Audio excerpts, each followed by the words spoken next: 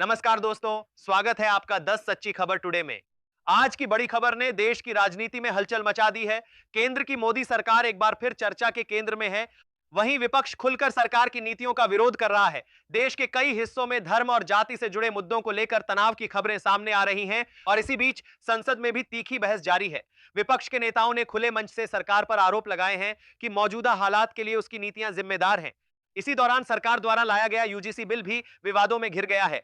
जानकारी के मुताबिक कोर्ट ने इस बिल पर फिलहाल रोक लगा दी है। कोर्ट का कहना है कि बिल के कुछ प्रावधानों में स्पष्टता की कमी है और इसे लेकर कई सवाल उठाए गए हैं। अब बड़ा सवाल यह है कि आखिर इस बिल का मुख्य उद्देश्य क्या है और किन बिंदुओं पर आपत्ति जताई गई है।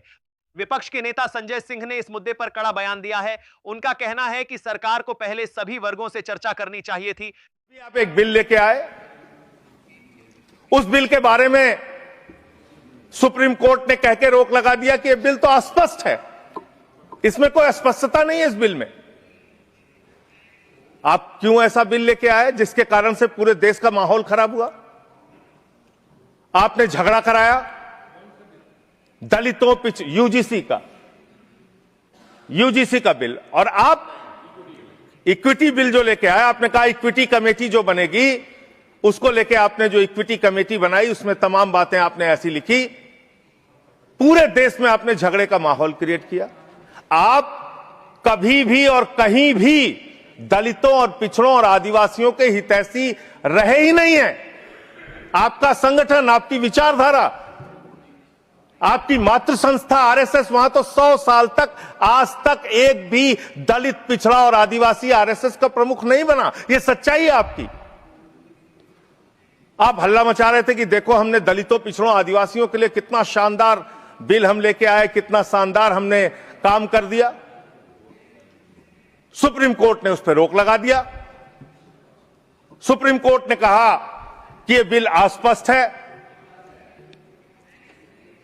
आपने इस देश के अंदर विश्वविद्यालयों में आरक्षण को खत्म किया है, यह सच्चाई है मान्यवर।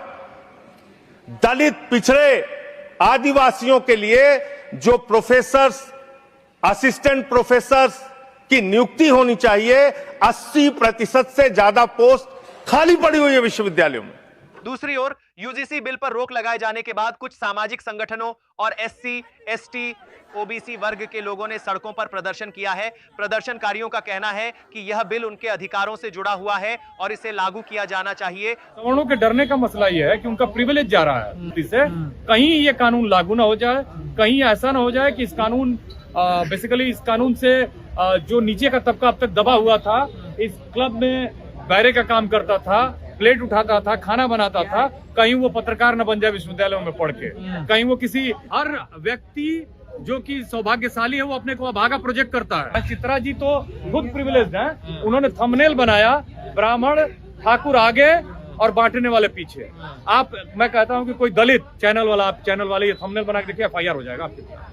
हिंदुओं को बांट रहे हैं यूजीसी के नए नियमों के तहत, आप कह रहे हैं इनका समर्थन कर रहे हैं, ये लागू होने चाहिए। क्यों हिंदुओं को बांट रहे हैं, क्यों भारत को हिंदू राज्य में? देखिए, हिंदू होने की जरूरत नहीं है।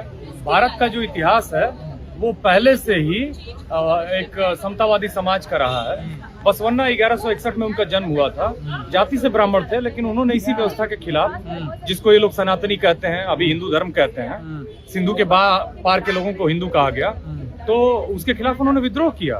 उन्होंने एक छोटी जाति की, अछूत जाति के लड़के से ब्राह्मण लड़की की शादी करवाई।